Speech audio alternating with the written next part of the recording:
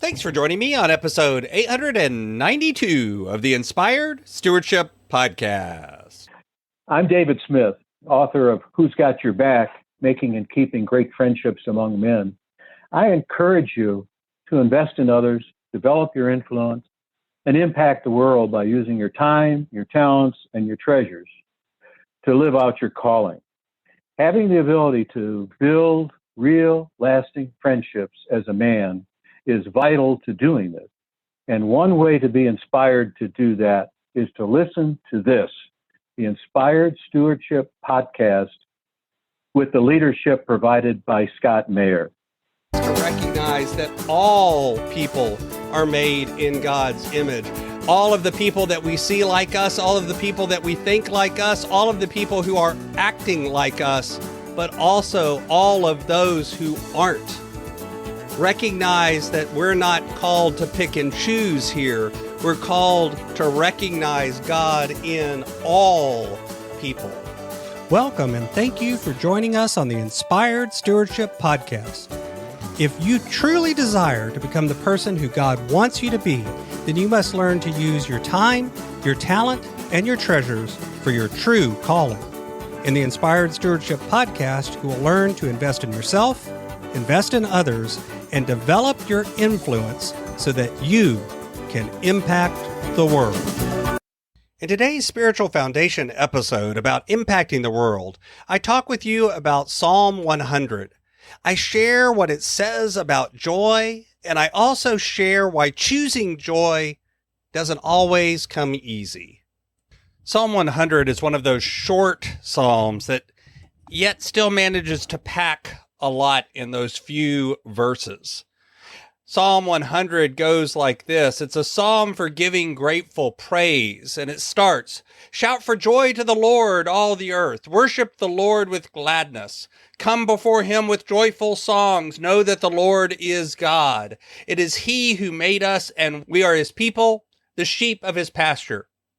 Enter his gates with thanksgiving and his courts with praise. Give thanks to him and praise his name. For the Lord is good and his love endures forever. His faithfulness continues through all generations."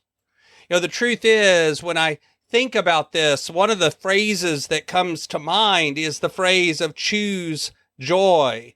And I'll talk more about that in a few days as well from the talent episode. But when I think about this from a spiritual message, let's look at what this psalm says. It says it's a psalm for giving praise, for giving grateful praise.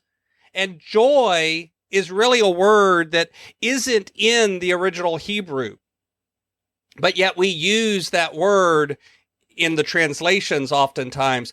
What it says here is shout to the Lord. But think about it, shout, to raise a noise, to give a blast as in on a trumpet, to call out and erupt with this feeling and emotion that you cannot contain.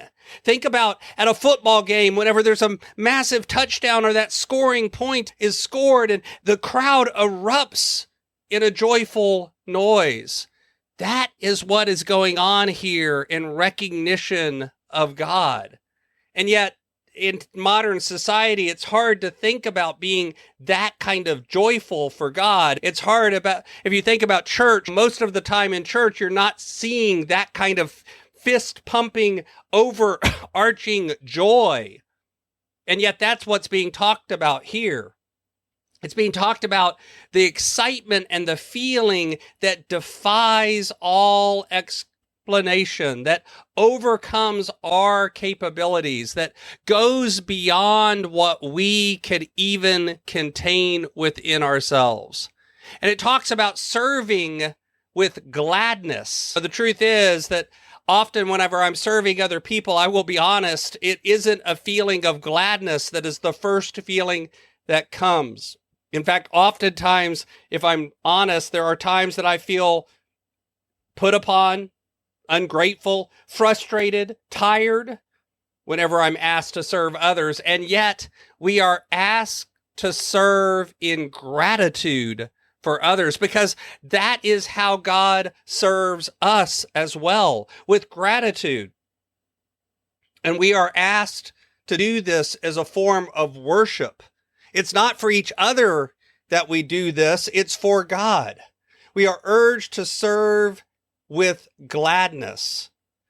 And yet, I know from personal experience, we don't always feel that. And the point is here that we aren't asked to serve when we feel like it. We aren't asked to serve when we feel happy. We're asked to serve and to feel happy about it. The action is put before the emotion. And the truth is, whenever I actually get up and go out and serve, that's honestly how it happens. If I go out and do the action, then I get the emotion. Then I feel joyful. Then I feel gladness. Then I feel gratitude. But if I let myself not feel those things and therefore not serve others, then I never get that feeling. We're asked to come before God with joyful praise, with singing, and with a recognition that we are God's people. And that goes for everyone, rich or poor, regardless of the color of your skin, your sexual orientation, your feelings, regardless of where you serve or where you don't. We're asked to recognize that all people are made in God's image. All of the people that we see like us, all of the people that we think like us, all of the people who are acting like us, but also all of those who aren't. Recognize that we're not called to pick and choose here. We're called to recognize God in all people. That is what it means when it says, "For the Lord is good and his love endures forever." His faithfulness continues throughout all generations. It's about all people, not just the people we think it's about. Not just ourselves, not just the people that are sitting in the pews, not just the people that are singing the songs, but even those who aren't hearing it, even those who don't want to sing it, even those who don't feel that they belong in the kingdom. That is what it means to choose joy. Thanks for listening. Thanks so much for listening to the Inspired Stewardship podcast. As a subscriber and listener, we challenge you to not just sit back and passively listen, but act on what you've heard and find a way to live your calling.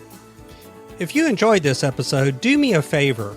Go over to facebook.com/inspired stewardship and like our Facebook page and mark it that you'd like to get notifications from us so that we can connect with you on Facebook and make sure that we're serving you to the best of our abilities with time and tips there.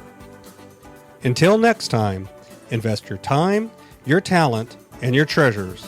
Develop your influence and impact the world.